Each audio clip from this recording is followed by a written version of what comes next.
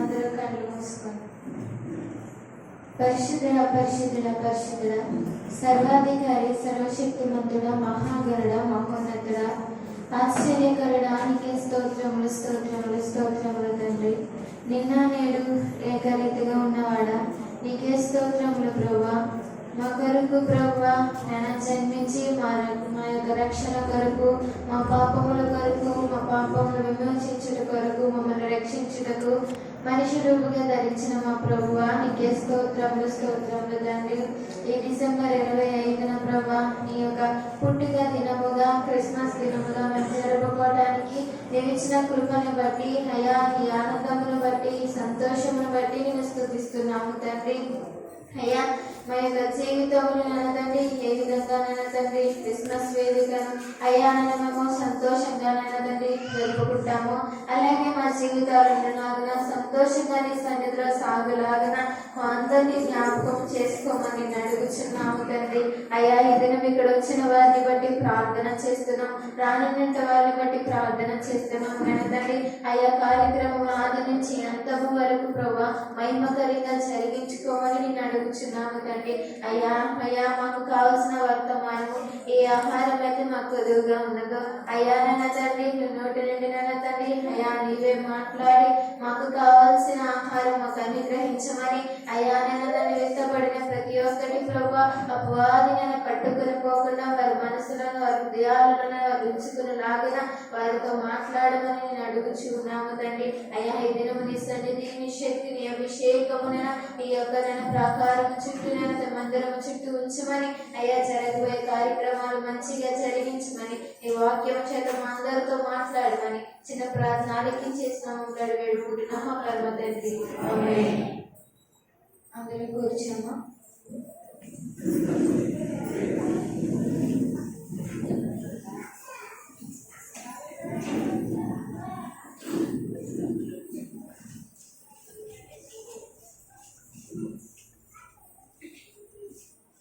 అందరూ సెట్ అయిపోయారా? దేవుని వాక్యంలోకి వెళ్దాం. అందరూ బైబిల్ తెరవండి. క్రిస్మస్ మనం ఎన్ని సంవత్సరాల నుంచి జరుపుకుంటున్నాం? మీకేమైనా గుర్తుందా? ఐడియా ఉందా? అంటే నేను కౌంట్ చేయలేదు, నార్మల్గా అడుగుతున్నా. మన క్రిస్మస్ అంటే మన మందిరం ప్రారంభమైన కాడి నుంచి అవుతూ ఉంటుంది. ఎన్ని సంవత్సరాలు అవుతుంది పాస్టర్ గారు? 1996 అంటండి. ఇప్పుడు 95, ఇప్పుడు 2025. ఎన్ని సంవత్సరాలు అంటారు? 1995 నుంచి 2025 వరకు 30 సంవత్సరాలు అవుతున్నాయి.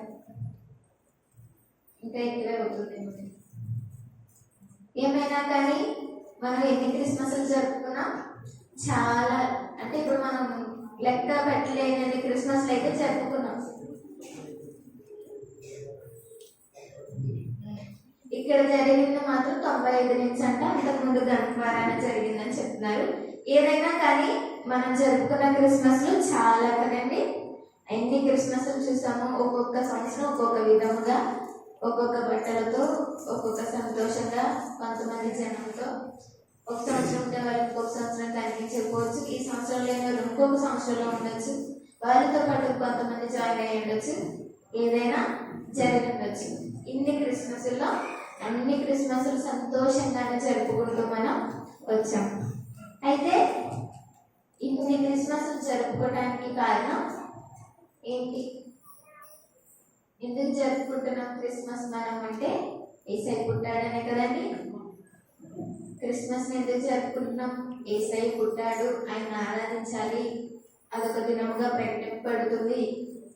దాన్ని మనం పాటించి ఆ దినాన్ని సంతోషంగా దేవుని కనపరచాలి. ఎందుకంటే యేసయ్య నా కొరకు, నా పిల్లల కొరకు, నా కుటుంబం కొరకు, గ్రామం కొరకు, దేశం కొరకు, అందరి కొరకు వచ్చాడు. కాబట్టి సంతోషంగా దేవుని కృతజ్ఞతలు తెలపడానికి ఈ దినాన్ని మనం జరుపుకుంటూ ఉన్నాం. మనందరం క్రిస్మస్ జరుపుకుంటున్నాం. ఓకే, మనకంటే ముందుగా క్రిస్మస్ జరుపుకున్నారు. వాళ్ళ దగ్గర నుంచే ఈ క్రిస్మస్ జరుపుకోవటం మనం నేర్చుకున్నాం. ఈ క్రిస్మస్ ఇలా జరుగుతుంది, ఇలా జరగాలి, యేసయ్య ఒక వ్యక్తి లేదా దేవుడు పుట్టాడు, ఆ పుట్టిన రోజుని మనం జరుపుకోవాలి, దాని క్రిస్మస్ దినంగా ప్రకటించబడుతుంది అని చెప్పి ముందుగానే దేవుని ప్రణాళికలో ఇదంతా ఉంది. అయితే ఇదంతా జరిగే తీరు ముందు నుంచి మనం ఇప్పుడు పుట్టింది కాదు కదా, మనం ఇప్పుడు అనుభవం చేసింది కాదు. ముందు నుంచి ఎవరైతే పూర్వీకులు ఉన్నారో వాళ్ళ దగ్గర నుంచి ఈ క్రిస్మస్ ని జరుపుకోవడం అనేది మనకి వస్తూ ఉంది. అయితే ఈరోజు మొదటిగా క్రిస్మస్ జరుపుకున్నది ఎవరు, అసలు మొదటి క్రిస్మస్ ఎలా జరిగింది అనేది మనం తెలుసుకున్నాం. అందులో బైబిల్ తెరిచినట్లయితే మత్తయి సువార్త 2వ అధ్యాయం.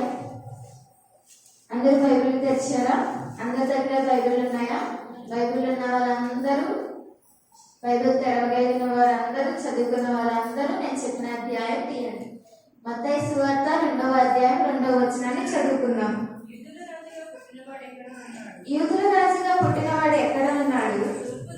తూర్పు దిక్కున మేము ఆయన నక్షత్రమును చూచి ఆయనను పూజింపవచ్చిందని చెప్పింది. ఫస్ట్ క్రిస్మస్ మనకి ఎలా జరిగింది? ఫాస్టర్ గారు అక్కడ బ్యానర్ వేయించారా? మీ అందరికి పాంప్లెట్ పంపించారా? మాట్లాడేటి వాట్సాప్స్ అందరికీ ఉన్నాయి కదా, నాకైతే వచ్చింది అక్కడికి ఇన్విటేషన్. మీ అందరికి వచ్చిందా? క్రిస్మస్ ఇన్విటేషన్ అందరికి వచ్చిందా? బ్యానర్ చూసారా? ఇటు నుంచైనా వచ్చారు, ఇటు నుంచి వచ్చిన వాళ్ళు చూసారా బ్యానరు? మన క్రిస్మస్ ఎలా స్టార్ట్ అయింది? ఇన్విటేషన్ తో. ఫస్ట్ క్రిస్మస్ 21వ తారీఖున జరిగిద్దని అది ఓకే, మనందరికీ తెలుసు. కానీ అది ఆ రోజు జరిగినా జరగకపోయినా ముందుగా మనకి ఎప్పుడు ఎలా ప్రారంభమవుతుంది? ఒక ఇన్విటేషన్ అనేది ముందుగా బ్యానర్ అండ్ ఇంకొక పాంప్లెట్ విధంగా మనకి చర్చిలో ప్రకటింపబడడం, అలానే మన యొక్క సోషల్ మీడియా వచ్చిన కాడి నుంచి వాట్సాప్ గ్రూపుల్లో వాటిల్లో వీటిలో రావడం జరుగుతుంది. మన క్రిస్మస్ ఇలా ప్రారంభమైంది.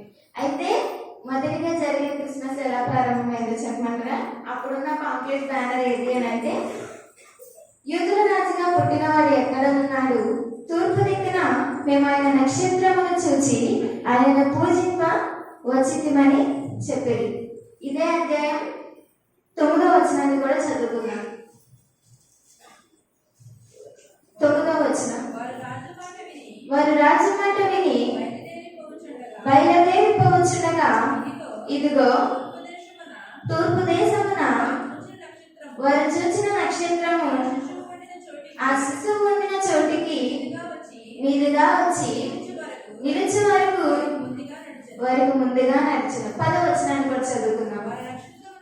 వాళ్ళ నక్షత్రమును చూసి అత్యానంద భరితులై ఇంటిలోనికి వచ్చి తల్లి అయిన మరియను ఆ శిశువును చూచి సాగిలపడి ఆయనను పూజించి తమ పెట్టెలను విప్పి బంగారమును సాంబ్రాణిని హోమమును కానుకలుగా ఆయనకు సమర్పించింది. ఇక్కడ మనకి కామన్ గా కనబడుతున్న ఒక విషయం మీ అందరు చదివింది వినిపించింది కదా. ఏంటి అంటే, ఫస్ట్ మనకి ఎలా అయితే క్రిస్మస్ ఒక బ్యానర్ తో ఒక పాంప్లెట్ తో స్టార్ట్ అయిందో, అప్పుడు కూడా క్రిస్మస్ ఎలా ప్రారంభమైందంటే ఒక చుక్కను, ఒక నక్షత్రంతో, ఆ నక్షత్రం తూర్పు దేశ జ్ఞానం రావడానికి కానీ లేదా అక్కడున్న కొంతమందికి తెలియడానికి కానీ ఎలా ఉపయోగపడింది అంటే, ఒక పాంప్లెట్ లాగా. ఒక పాంప్లెట్ వస్తేనే, ఏదైనా మీటింగ్స్ జరిగినా కానీ ఒక పాంప్లెట్ వస్తేనే దానికి మనం వెళ్ళగలుగుతాం. మనం చాలా మీటింగ్స్కి వెళ్ళాం, చాలా మంది మనకి పిలిచారు. ఎలా పిలిచారు? ఒక పాంప్లెట్ రూపంగా తీసుకొచ్చి పాస్టర్ గారు చేతికిచ్చి మీ సంఘం మీరు రండి అని చెప్తే మనం వెళ్ళాం. అయితే అప్పుడు మొదటి క్రిస్మస్ ఎలా జరిగింది అని అంటే, ఒక చుక్క లేదా ఒక నక్షత్రం ఏదైతే ఉందో అది ఆ రోజు ఒక బ్యానర్ లేదా ఆ పాంప్లెట్ గా అక్కడ అందరికీ కనిపించింది కనుక దేవుని మొదటి క్రిస్మస్ ఎలా జరిగింది? చుక్కను చూడటం వల్ల, ఒక చుక్క దారిని చూపించటం వల్ల మనకి ఇక్కడ ఏదో జరుగుతుంది, ఏదో ఉంది, అక్కడికి వెళ్ళాలి, సడన్ గా ఒక చుక్క బయటికి వచ్చింది లేదా సడన్ గా ఒక విషయం మనకు తెలిసింది అక్కడికి వెళ్ళాలి, ఏం జరుగుతుందో తెలుసుకోవాలి అనే విధముగా మనం ఏ విధంగా ఆతురపడతామో అదే విధంగా అప్పుడున్న జ్ఞానులు కూడా ఆ చుట్టూ ఏంటి, ఏం జరుగుతుంది, ఎందుకు వచ్చింది, ఇన్ని సంవత్సరాలు లేదు, ఇన్ని రోజులు లేదు, మాకు కనిపించలేదు, సడన్ గా వచ్చింది, ఎందుకు వచ్చింది అని తెలుసుకొని దాన్ని చూచి సైంటిస్టులు కాబట్టి వాళ్ళు చాలా పరిశీలించి దాని దారంటూ వెళ్ళారు. వెళ్ళగానే వారికి అక్కడ ఏం జరిగింది, క్రిస్మస్ జరుగుతుంది. ఆల్రెడీ అక్కడ ఒక బాబు ఉన్నాడు, ఆ బాబుతో వాళ్ళ అమ్మాలు ఉన్నారు. అవన్నీ ఆ ప్లేస్ కి తీసుకెళ్ళింది. యేసయ్య పుట్టిక అనేది జరిగింది. ఆ ప్లేస్ కి తీసుకెళ్ళడం కోసం లేదా ఆ క్రిస్మస్ కి వెళ్ళటం కోసం ముందుగా చుక్క అనేది ఆ రోజుల్లో మొదటి క్రిస్మస్ లేదా మొదటి క్రిస్మస్ పాంప్లెట్ గా కానీ లేదా మొదటి క్రిస్మస్ ప్రారంభం అవటానికి వాళ్ళందరూ జరుపుకోవడానికి చుక్క మనకి కనబడుతూ ఉంది. రెండవదిగా ఇదే 2వ అధ్యాయం 8వ వచనాన్ని చదువుకున్నాం. 2వ అధ్యాయం 8వ వచనం, మీరు వెళ్ళి ఆ శిశువు విషయమై జాగ్రత్తగా విచారించి తెలుసుకొనగానే నేను వచ్చి ఆయన పూజించినట్లు నాకు వర్తమానం తెమ్మని చెప్పి వారికి బెత్లెహేమునకు పంపెను. రెండవదిగా క్రిస్మస్ జరగాలి అంటే ఏం కావాలి, ఒక స్టేజ్ లేదా ఒక వేదిక. మనకి ఇప్పుడు ఓ మందిరం ఉంది. అప్పుడు వారికి కూడా క్రిస్మస్ జరగాలి అంటే, జరుపుకోవాలి అంటే ఒక వేదిక అనేది కావాలి కదా. వారికి కూడా ఎక్కడ క్రిస్మస్ జరగాలి, ఎక్కడ జరుగుతుంది అని తెలుసుకోవడం కోసం ముందుగా వారికి వర్తమానం ఏ విధంగా వచ్చింది, చుక్క ద్వారా వచ్చింది. అయితే అక్కడికి వెళ్ళగానే అది ఎక్కడ ఉంది లేదా అది ఎక్కడ జరుగుతుంది అని అంటే, రెండోదిగా ఆ వేదిక ఏంటి అంటే బెత్లెహేము. బెత్లెహేము అనే వేదికలో క్రిస్మస్, మొదటి క్రిస్మస్ అనేది ఎక్కడ, పశువుల పాకలు. యేసయ్య పశువుల పాకలో పుట్టలేదు కానీ ఆ పశువుల పాకలో ఆయన పెట్టడం, ఆ ప్లేస్ ఏమైంది, వీళ్ళకి వేదికగా అయింది, వేదికగా మారింది. రెండవదిగా క్రిస్మస్, మొదటి క్రిస్మస్ ఎలా జరిగింది అని అంటే ఒక వేదికను కూడా వారికి ఉండేలాగా మొదటి వేదిక ఎక్కడ అని అంటే బెత్లెహేములో అని మనకి దేవుని వాక్యం సెలవిస్తూ ఉంది. మూడవదిగా మత్తయి సువార్త, లూకా సువార్త, లూకా సువార్త 2వ అధ్యాయం 9వ వచనాన్ని చదువుకుందాం.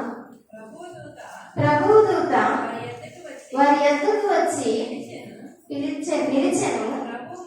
ప్రభు మహిమ వారి చుట్టూ ప్రకాశించినందున వారి మిక్కిలి భయపడేది.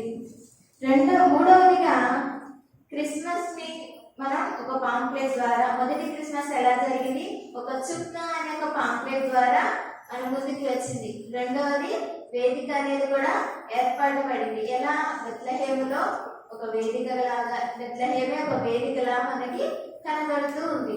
మూడవదిగా అక్కడ మొదటి క్రిస్మస్ ఎలా జరిగింది అని అంటే, అక్కడ కూడా క్రిస్మస్ లో మనం ఎలా అయితే వాక్యం చెప్పుకుంటామో, వాక్య పరిచర్య ఉంటుందో, ఒక దూతను కూడా దేవుడు ఏర్పాటు చేయించాడు. ఆ దూత ఏం చెప్తుంది అని అంటే, అక్కడ ఒక విషయం చెప్పడానికి లేదా ఒక ప్రీచర్ కింద, ఒక సందేశకుడుగా, ప్రసంగికుడిగా నిలబడినట్లుగా మనకి కనబడుతూ ఉంది. క్రిస్మస్ ఫీల్ అవుతుంది కదా స్లోగా. మన క్రిస్మస్ ఎలా అయితే మొదటిగా బ్యానర్ తో ప్రారంభమైంది లేదా పాంప్లెట్స్ తో ప్రారంభమైంది, ఒక స్టేజ్ అనేది ఏర్పడింది. మూడవదిగా ప్రసంగించడానికి ఎవరైతే నిలబడి ఉన్నారో వాళ్ళు కూడా మన ముందుకి వచ్చేసారు. ఇదంతా ఎక్కడ జరుగుతుంది అంటే మొదటి క్రిస్మస్ లో నుంచే మనం నేర్చుకుని ఉన్నాం. ఇప్పుడు ఇదంతా 1 by 1 ఒకటి తర్వాత ఒకటి జరుగుతుంది అని అంటే ఎక్కడి నుంచి నేర్చుకున్నామని చెప్పాం, మన పూర్వీకుల నుండి మొదటి నుండి ఏ విధంగా వచ్చిన్నారో వాళ్ళ నుండి స్లోగా ఇక్కడ వరకు మనం వచ్చి నేర్చుకుని ఉన్నాం. అయితే మూడవదిగా క్రిస్మస్ కి ఎవరు కావాలి అంటే ఒక ప్రసంగికుడు కావాలి. అలాగే ఆ మొదటి క్రిస్మస్ లో కూడా ప్రసంగికుడు అనేవాళ్ళు ఉన్నారు. ఎవరు అంటే దేవదూతగా మనకి ఇక్కడ కనపడుతూ ఉంది. నాలుగవదిగా లూకాసు వార్త 2వ అధ్యాయం 13-14 వచనాలు చదువుకున్నాం. వెంటనే పరలోక సైన్య సమూహము ఆ దూతతో కూడా నుండి సర్వోన్నతమైన స్థలములలో దేవునికి మహిమయు ఆయనకిష్టులైన మనుషులకు భూమి మీద సమాధానం కలుగును గాక ఆయన దేవునికి స్తోత్రము చేయించుండి. మూడవదిగా మొదటి క్రిస్మస్ లో ఏముంది అని అంటే పాటలు పాడేవాళ్ళు లేదా దేవుని స్తుతించేవాళ్ళు, దేవుని గణపరిచే వాళ్ళు కూడా మనకి కనబడుతూ ఉన్నారు. ఎవరు అనంటే పరలోక సైన్య సమూహం ఏదైతే ఉందో అది ఆ మొదటి క్రిస్మస్ లో గాయకులుగా లేదా కోయర్ వాళ్ళలాగా కనబడుతూ ఉంది. ఈరోజు మనం అక్కడ పాటలు పాడుతున్నాం కదా, పాటలు పాడుతున్నామా లేదా? మొదటి క్రిస్మస్ జరుపుకున్నట్టే జరుపుకున్నామా? ఈ క్రిస్మస్ కూడా అలానే జరుపుకున్నాం కదా. జ్ఞాపకం పెట్టుకోండి, ఏదైతే దేవుడు ముందుగా ఏది ఎలా జరగాలి అని దేవుడు ముందుగానే మనకి చెప్పి ఉన్నాడో అదే విధంగా ఒకదాని తర్వాత ఒకటి జరుపుకుంటూ వస్తుంది. నాలుగవదిగా మనం ఏం చేసాం? పాటలు పాడేవాళ్ళు లేదా దేవుడు స్తుతించే వాళ్ళు కూడా ఆ మొదటి క్రిస్మస్ లో ఉన్నారు అని దేవుని వాక్యం మనకి చెబుతూ ఉంది. ఐదవదిగా ఇదే లూకాసు వార్త 2వ అధ్యాయం 13-14 వచనాలు చదువుకున్నాం కదా. ఇందులోనే దేవుని స్తుతించినట్లుగా, అక్కడ దేవుని స్తుతించినట్లుగా పాట పాడినట్లుగా పాటలు పాడేవాళ్ళు ఎవరనుకున్నాం? దేవుని స్థుతించే వాళ్ళు ఎవరనుకున్నాం? పరలోక సైన్య సమూహం. అయితే వాళ్ళు ఉన్నారు కాబట్టి కంపల్సరీ పాటలు కూడా పాడబడతాయి కదండి. దేవుని దేవుని కనపరచడం, దేవుని స్థుతించడం జరుగుతూ ఉంది. అయితే ఈ దినము ఈ విషయం మనం ఎందుకు తెలుసుకుంటున్నాం, ఎందుకు చెప్తున్నాము అంటే మొదటిగా దేవుడు ఏ విధంగా మనకి చెప్పి ఉన్నాడో ఆ విధంగా మనం జరుపుకుంటున్నామా లేదా అనేది మనం చూసుకోవాలి. ప్రతి సంవత్సరం క్రిస్మస్ వస్తుంది, ఏదో చేసుకుంటున్నాం, వస్తున్నాం, పండగ జరుగుతుంది, అయిపోతుంది అని ఇది కాకుండా, ఆ విధంగా కాకుండా దేవుని చెప్పినట్లుగా ఉన్నామా లేదా అనేది తెలుసుకోవాలి. తర్వాత లూకాసు వార్త 2వ అధ్యాయం 10-14 వచనాలు చదువుకుందాం. లూకాసు వార్త 2వ అధ్యాయం 10-14 వచనాలు చదువుకుందాం. అయితే ఆ దూత భయపడకుడి, ఇదిగో ప్రజలందరికీ కలుగబోవు మహా సంతోషకరమైన సువర్తమానము నేను మీకు తెలియజేయుచున్నాను. దావీదు పట్టణమందు మనకు రక్షకుడు, నేడు రక్షకుడు మీ కొరకు పుట్టి ఉన్నాడు. ఈయన ప్రభువైన క్రీస్తు. దానికిదే మీ కానవాళ్ళు ఒక శిశువు పొత్తి గుడ్డలతో చుట్టబడి ఒక తొట్టిలో పట్టుకొని ఉండుట మీరు చూచెదరని వారితో చెప్పెను. వెంటనే పరలోక సైన్య సమూహము ఆ దూతతో కూడా నుండి సర్వోన్నతమైన స్థలములలో దేవునికి మహిమయు ఆయనకిష్టులైన మనుషులకు భూమి మీద సమాధానము కలుగునుగాక అని దేవునికి స్తోత్రము చేయించుండను. అయితే మనం ఏ విధంగా మొదటి క్రిస్మస్ లో ప్రసంగికుడు, సందేశకుడు ఉన్నాడు అని తెలుసుకున్నామో, ఆ ప్రసంగికుడు లేదా ఆ రోజు దేవుని వాక్యం అందించేవారు ఏం చెప్తున్నారు అని అంటే, దావీదు పట్టణమందు మనకు రక్షకుడు పుట్టి ఉన్నాడు, ఆయనే క్రీస్తు అని మనందరికీ చెప్తున్నారు. అక్కడ ఏం చెప్పబడుతుంది అంటే దేవుని వాక్యం మొదటి క్రిస్మస్ లో ప్రకటింపబడుతూ ఉంది. ఆ మొదటి క్రిస్మస్ లో మనం ఏ విధంగా దేవుని వాక్యం క్రిస్మస్ లో నేర్చుకుంటామో, తెలుసుకుంటామో, అదే విధంగా మొదటి క్రిస్మస్ లో కూడా దేవుని వాక్యం అందించబడింది. ఏ విధంగా అంటే దేవుని పుట్టికను గురించి, దేవుడు మన కొరకు వచ్చాడని, మన కొరకు పుట్టాడని, ఆయన ఇక్కడ ఉన్నాడని, ఆయన ఇలా ఉంటాడని, ఆయన పేరుది అని ముందుగానే మొదటి క్రిస్మస్ లో మనకి చెప్పబడి ఉంది. ఆ మొదటి క్రిస్మస్ లో ఆ యొక్క ఎవరైతే ప్రసంగికులు ఉన్నారో దేవదూత ఆ విషయాలన్నీ అక్కడ చెబుతూ ఉంది. తరువాత మత్తయి సువార్త 2వ అధ్యాయం 7వదిగా మత్తయి సువార్త 2వ అధ్యాయం 10-11 వచనాలు చదువుకుందాం. వారు ఆ నక్షత్రమును చూచి అత్యానంద భరితులై ఇంటిలోనికి వచ్చి తల్లి అయిన మరియను ఆ శిశువును చూచి సాగిలపడి ఆయన పూజించి తమ పెట్టెలను విప్పి బంగారమును సాంబ్రాణి గోలమును కానుకలుగా ఆయనకి సమర్పించింది. ఇక్కడ మొదటి క్రిస్మస్ లో ఏం జరుగుతుంది అంటే కొన్ని కానుకలు అనేవి ఇవ్వడం జరుగుతుంది. మనం కూడా ఈ క్రిస్మస్ లో కానుకలు అనేవి ఇస్తున్నాం కదండి. ప్రతి క్రిస్మస్ లో కావచ్చు ఏ విధంగా ఆ రోజు జ్ఞానులు వారికి ఉన్నవి వారు తీసుకొచ్చినవి కానుకలుగా అర్పించారు. ఈ రోజు మనకున్నవి మనము దేవునికి కానుకలుగా అర్పించినట్లుగా దేవుని వాక్యం అనేది కనబడుతూ ఉంది. ఆఖరిగా లూకా సువార్త 2వ అధ్యాయం 11వ వచనాన్ని చదువుతున్నాం. దావీదు పట్టణమందు నేడు రక్షకుడు మీ కొరకు పుట్టి ఉన్నాడు, ఈయన ప్రభువైన క్రీస్తు. ఆఖరిగా మొదటి క్రిస్మస్ లో మనకి ఏం దొరికింది అనంటే ఒక బహుమానం అనేది దొరికిందంటండి. అది ఎవరు అనంటే క్రిస్మస్ జరుపుకున్న కారణంగా ఉన్న వ్యక్తి ఎవరైతే ఉన్నారో ఆ వ్యక్తి మనకు ఒక బహుమానంగా కనబడుతుంది. ఎవరు అనంటే యేసు.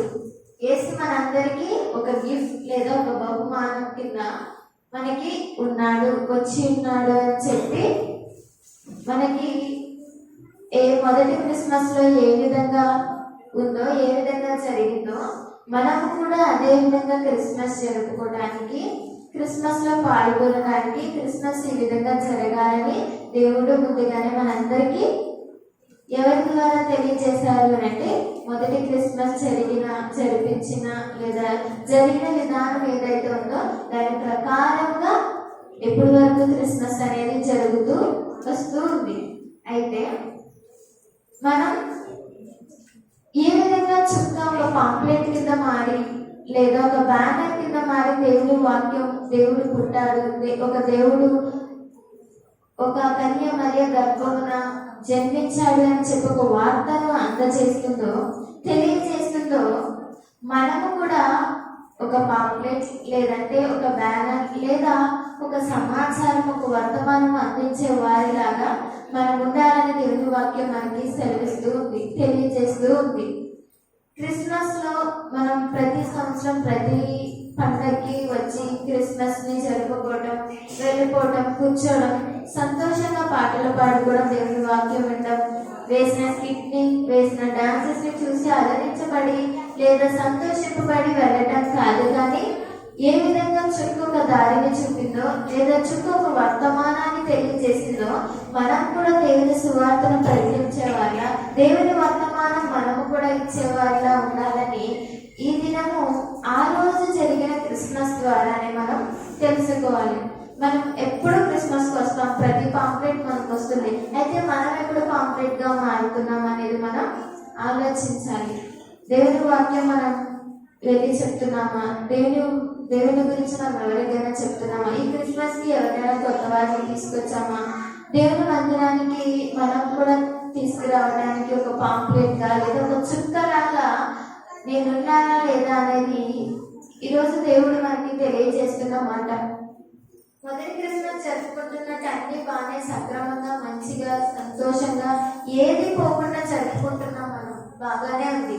అయితే ఆ మొదటి క్రిస్మస్ లో చేసిన పనులు, వారి మనసులు, అవి నేర్పుతున్న విధానము, ఆ పాఠాలు చేస్తున్నామా అనేది మనకి ఈరోజు తెలియవలసిన విషయం, తెలుసుకోవాల్సిన విషయం. మనం ఏ విధంగా మనకి ఒక వర్తమానం మన దగ్గరికి వచ్చి ఈరోజు క్రిస్మస్ జరుగుతుంది అని ఒక పాంప్లెట్ మన చేతికి ఎప్పుడైతే అందిందో ఆ దినము మనకు ఒక విషయం అనేది గుర్తు రావాలి. అంటే ఈ రోజు క్రిస్మస్ రోజు ఈ పాంప్లెట్ నాకు వచ్చింది, అయితే నాతో పాటు ఇంకొక వ్యక్తిని ఉన్నారా, ఏ విధంగా ఆ చుక్క దేవుని మాటను లేదా దేవుడు పుట్టాడనే సమాచారాన్ని, వర్తమానాన్ని మనకి తెలియచేయడానికి ఒక పాంప్లెట్ లా మారిందో, మనం కూడా దేవుని వాక్యం ప్రకటించడానికి, దేవుణ్ణి సువార్తను అందించడానికి, ప్రకటించడానికి ఒక చుక్కలాగా మారాలని దేవుని వాక్యం మనకి సెలవిస్తూ ఉంది. మనం రెండవది ఏం చూసాం? క్రిస్మస్ వేదిక ఎక్కడ అనుకున్నాం? బెత్లెహేములో. దేవుని వాక్యం మనకి ఎక్కడ దొరుకుతుంది అని అంటే పరివిధాలుగా పలు చోట్ల దొరుకుతుంది. మందిరం, ఫోన్లు, సభలు, ఇంటివారు, బయటవారు, వాక్యం తెలిసిన వారు, మాట్లాడిన వారు, వాక్యం తెలిసిన ప్రతి వారి దగ్గర నుండి మనకి వాక్యం అనేది దొరుకుతుంది. కానీ ముఖ్యంగా అవసరమయ్యే విధంగా దేవుడు మాట్లాడే విధంగా ఏ వ్యక్తినైతే మనం తీసుకొస్తామో, ఏ వ్యక్తినైతే ఒక మనం దేవుని వార్తను ప్రకటించి ఒక చుక్కలా మారి తీసుకొచ్చిన వ్యక్తికి ఎక్కడ నిజంగా దేవుని వాక్యం అందింపబడుతుందో, ఎక్కడ ఆ వ్యక్తి ప్రాపర్ గా నిలబడగలగా విధముగా ఉంటాడు అనే వేదిక ఆ రోజు బెత్లెహేం అయ్యింది. ఈ రోజు దేవుని మందిరంగా మనందరికీ కనబడుతుంది.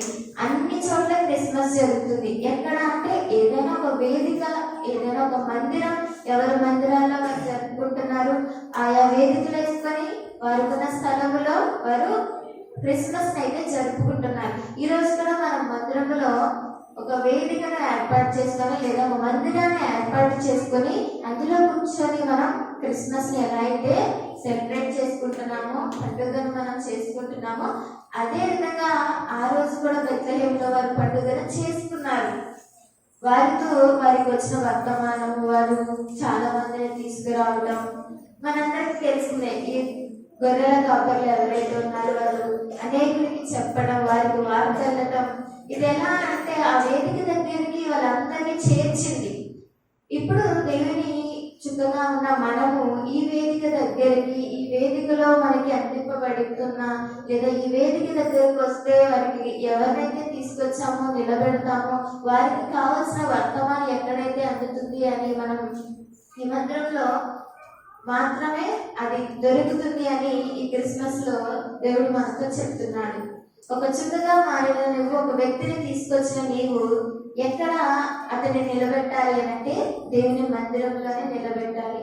అక్కడే అతనికి కావాల్సిన వర్తమానము, అతనికి కావాల్సిన, అతన్ని జరుపుకోవాల్సిన క్రిస్మస్ అనేది మందిరంలో జరుగుతుంది.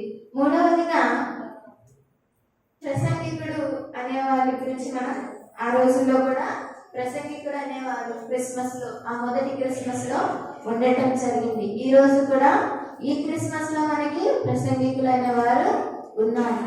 చెప్పాను కదా, వేదిక దగ్గరికి తీసుకొచ్చిన వారికి ఈ ప్రసంగికుడు అనేవాళ్ళు ఎవరైతే ఉన్నారో వారు చేయాల్సిన పనులు, వారు అందించాల్సిన బోధ, వారు చెప్పాల్సిన మాటలు ఏవైతే ఉన్నాయో వారు చెప్తారు. నీ వరకు నువ్వు అందించాల్సిన మాట, నువ్వు చెప్పాల్సిన విభాగము, లేదా నీకు ఏ విధంగా దేవుడు ప్రేరేపించి మాట్లాడి వారి దగ్గరికి తీసుకెళ్ళాడు చుట్టలాగా, వారిని వేదిక వరకు తీసుకొచ్చావు, బాగా ఉంది. ఈ వేదిక తీసుకొచ్చిన తరువాత వారిని ఎవరి చేతులకు అప్పగించాలి అని అంటే దేవుని సేవకులు లేదా ప్రసంగికులు, అక్కడ సందేశకులు ఎవరైతే ఉన్నారో వాళ్ళ చేతులకు వారిని అప్పగించాలి అని దేవుని వాక్యం మనకి సెలవిస్తూ ఉంది. తరువాత ప్రసంగికులకి లేదా ఆ క్రిస్మస్ వేదికలో అతడు ఉండటానికి, నేర్చుకోవటానికి ఒక దైవజనుని చేతిలో నువ్వు అప్పగించిన తర్వాత ఆ వ్యక్తి ఏ విధంగా మొదలు పెడతాడు అంటే పాటల ద్వారా. ఒక వ్యక్తి మన మందిరానికి వచ్చిన తర్వాత మనం మొదటిగా ప్రారంభం ఏ ప్రార్థన అయినా ఎలా ప్రారంభించుకుంటాం? పాటల ద్వారానే కదా. ఇప్పుడు నీ మందిరానికి లేదంటే నువ్వు తీసుకొచ్చిన వ్యక్తి నీ వేదిక దగ్గరికి, ప్రసంగికుడి దగ్గరికి వచ్చిన తర్వాత, మందిరంలో నిలబడిన తర్వాత దేవుని దగ్గర నుండి లేదా ప్రసంగికుల దగ్గర నుండి ఏం నేర్చుకుంటున్నాను అంటే దేవుని స్తుతించడం, దేవుని గణపరచడం నేర్చుకుంటూ ఉన్నాడు. ఇవన్నీ నేర్చుకోవటం వల్ల ముందుగా ఎవరికి లాభం అంటే తీసుకొచ్చిన చుక్కకేనండి. జ్ఞానులను గురించి కాదు, కానీ జ్ఞానులు తీసుకొచ్చిన చుక్కలు మాత్రమే మనం ఎక్కువగా చూస్తాం కదండి. మనం ఇంటి దగ్గర స్టార్ని పెట్టుకుంటున్నాం. ఇప్పుడు దాని ఎంత విలువగా, అది క్రిస్మస్ అనగానే ఒక చుక్క అనేది మనకి కంపల్సరీ, ఒక స్టార్, ఒక నక్షత్రం అనేది వెంటనే గుర్తొస్తూ ఉంటుంది కదా. ఒక విలువైన ఒక వస్తువులాగా ఈ క్రిస్మస్ అనే వేడుకలలో అది కూడా ఒక భాగంలా మనం దాన్ని కూడా ఒక భాగం చేసి సంతోషంగా మన ఇంటి ముందుకు తెచ్చుకొని జ్ఞాపకం చేసుకుంటున్నాం. అలాగే దేవుని సన్నిధిలో దేవుని స్తుతించడానికి, దేవుని గణపరచడానికి, దేవుని వాక్యం, దేవుని నమ్ముకోవడానికి తీసుకొచ్చిన ఆ వ్యక్తిని ఎవరైతే నువ్వు తీసుకొచ్చావో, ఆ చుక్కవి, ఆ నక్షత్రం ఎవరైతే నువ్వు ఉన్నావో, ఏ విధంగా ఈరోజు మనం ఆ మొదటి క్రిస్మస్లో నక్షత్రాన్ని ఎంత, ప్రతి క్రిస్మస్లో నక్షత్రాన్ని గురించి చెప్పుకుంటాం. ప్రతి క్రిస్మస్లో ప్రతి చోట నక్షత్రం అనే మాట మాట్లాడకుండా ఎదురుకి వెళ్ళదు. ఏ విధంగా ఎంత చక్కగా దాన్ని ఒక స్థితిలో ఉంచాము అని అంటే అది మనకి బాగా తెలుసు. ఈ దినము నువ్వు కూడా ఒక నక్షత్రాన్ని, ఎందుకంటే మందిరానికి ఒక వ్యక్తిని తీసుకొచ్చావు కనుక తీసుకొచ్చిన విధానం ఎక్కడి నుంచి ప్రారంభమైనది అని దేవుడు చూస్తాడు. ఆ తీసుకొచ్చిన వ్యక్తి ఎలాగైనా ఉండనివ్వండి, దేవుని మందిరానికి వచ్చినాక, దేవుని సేవకులకు అప్పగించినాక అది దేవుడు చూసుకుంటాడు. అయితే తీసుకొచ్చిన వ్యక్తిని మాత్రం ఎవరు చూస్తాడు అంటే దేవుడు చూస్తాడు. మీకు కావాల్సిన, మీకు ఇవ్వాల్సినవి, మీరు పొందుకోవాల్సినవి ఆయన ఇవ్వటానికి రెడీగా ఉన్నాడు. ఎప్పుడు అనంటే ఒక వ్యక్తిని, ఒక చుక్కలాగా మారి దేవుని మందిరానికి ఒక వ్యక్తిని తీసుకొచ్చినప్పుడు. మనందరికీ తెలిసిన మాట, దేవుడు మాట్లాడిన మాట మనందరికీ తెలిసిన మాట ఏంటి అంటే, నేను త్వరగా వెళ్ళి మీ కొరకు ఏం సిద్ధపరుస్తాను, స్థలము సిద్ధపరుస్తాను. ఎవరి కోసం అని అంటా అంటే, ఎవరైతే దేవుని సేవలో నిలబడ్డారో, ఎవరైతే దేవుని సేవకులకి అండగా లేదా వారి పరిచర్యకు నిలబడిన వ్యక్తులు, దేవుని మందిరానికి రావడానికి, దేవుని వాక్యాన్ని చేయటానికి, దేవుని మందిరానికి అనేక మందిని నడిపించడానికి ఎవరైతే నక్షత్రాలు అయితే ఉన్నారో, ఆ నక్షత్రాలందరి కొరకు ఆయన ఒక స్థలాన్ని అయితే అందించి మన కొరకు ఉంచి ఉన్నాడు. ఈ దినము తీసుకొచ్చేసాము. క్రిస్మస్ అన్నారు, క్రిస్మస్ ఒక వ్యక్తిని తీసుకొచ్చేసాము. క్రిస్మస్ లో ఈ యొక్క క్రిస్మస్ మందిరంలో వేదికలో కూర్చోబెట్టేసాం, దైవజనుడికి అప్పగించేసాం. ఆయనే చూసుకుంటున్నాడు. ఆయన ఆత్మీయంగా ఉండటానికి ఆయనే ఏదో ఒకటి చేసుకుంటాడు. ఇంక మనం పట్టించుకోవాల్సిన లేదని నువ్వు అనుకుంటున్నావేమో, ఇంక నాదేముంది అని నువ్వు అనుకుంటున్నావేమో, ఇంక నేను తీసుకొచ్చిన వ్యక్తిని పట్టించుకుంటున్నాను, నన్ను పట్టించుకోవట్లేదు కదా, నాకు ఇంకా ఏం లేదు ఇంకా అని నువ్వు అనుకుంటున్నావేమో. కానీ నిన్ను ఎవరు చూస్తున్నారు అని అంటే దేవుడు చూస్తున్నాడు. నువ్వు ఎంతమందిని తీసుకురాని, ఆ ఒక్క వ్యక్తినే తీసుకురాని, ఆ ఒక్క వ్యక్తిని పాస్టర్ గారు పట్టించుకున్నా నిన్ను మాత్రం దేవుడు చూస్తూనే ఉంటాడు. మొదటిగా వ్యక్తి రావడానికి కారణం ఎవరు? నువ్వు కాబట్టి నిన్నెవరు చూస్తారు అని అంటే దేవుడు కంపల్సరీ ఆ నక్షత్రాన్ని మాత్రం విడిచిపెట్టాడు. మనం క్రిస్మస్ కి నక్షత్రాన్ని విడిచిపెట్టామా? స్టార్లు పెట్టుకోకుండా ఉన్నామా? ప్రతి క్రిస్మస్ కి మన ఇంట్లో అందరి దగ్గర ఒక స్టార్ కంపల్సరీ కనబడుతూ ఉంటుంది. అలాగే దేవుడు కూడా నువ్వు ఎంతమందినైనా తీసుకురానే, చర్చిలో ఎంతమంది అయినా చాలా మందిని వ్యక్తులను తీసుకురానే, వాళ్ళందరినీ కూడా ఆ నక్షత్రం ఏదైతే ఉందో వారిని కంపల్సరీ దేవుడు చూస్తాడు. వచ్చిన వ్యక్తి కంటే తీసుకొచ్చిన వ్యక్తికే బహుమానం ఎక్కువ. ఆ బహుమానాన్ని మనం ఇక్కడుండి చూడకపోవచ్చేమో, కానీ దేవుని మందిరంలో లేదంటే దేవుని దగ్గరికి వెళ్ళిన తర్వాత మనం చూస్తామని మనకి ఇక్కడ కనబడుతూ ఉంది.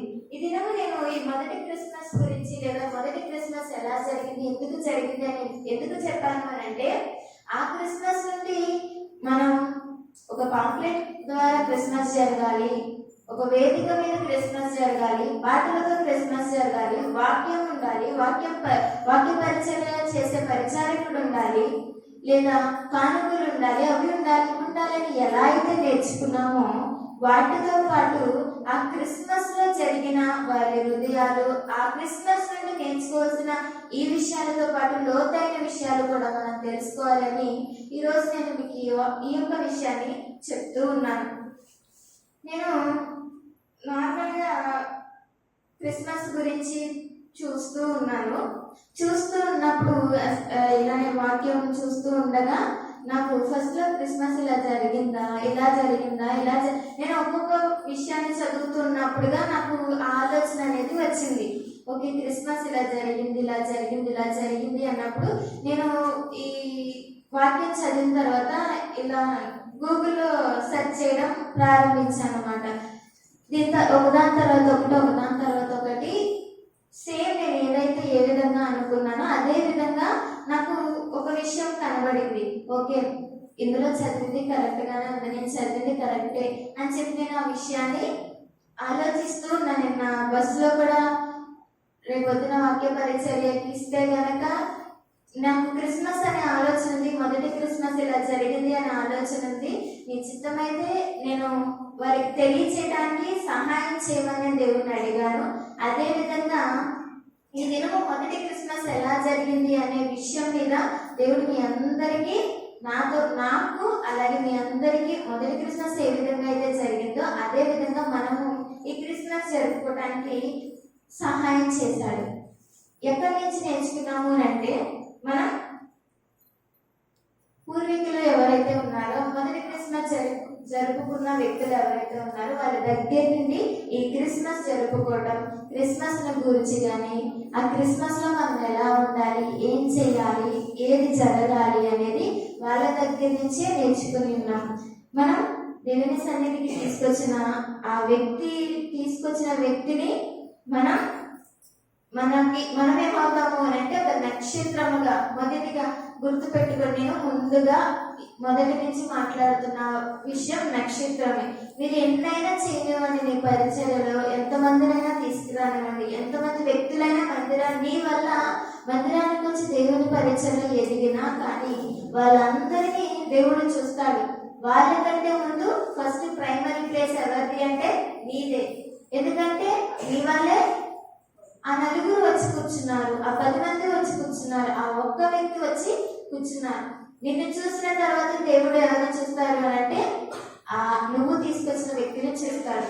నువ్వు తీసుకొచ్చిన వ్యక్తిని ఆయన పరిచర్యలో వాడుకుంటాడు.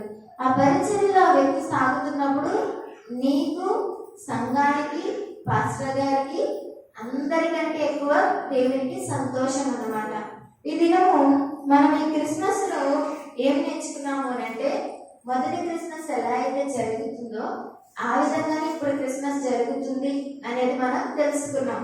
రెండవదిగా ఆ క్రిస్మస్ లో మనం ఏదైతే ఒకదాని తర్వాత ఒకటి కార్యక్రమం జరగాలని నేర్చుకున్న దానితో పాటు దానిలో ఉన్న లోతైన విషయాలు, దాని ద్వారా మనం తెలుసుకున్న విషయాలను కూడా మనం ఈరోజు నేర్చుకున్నాం.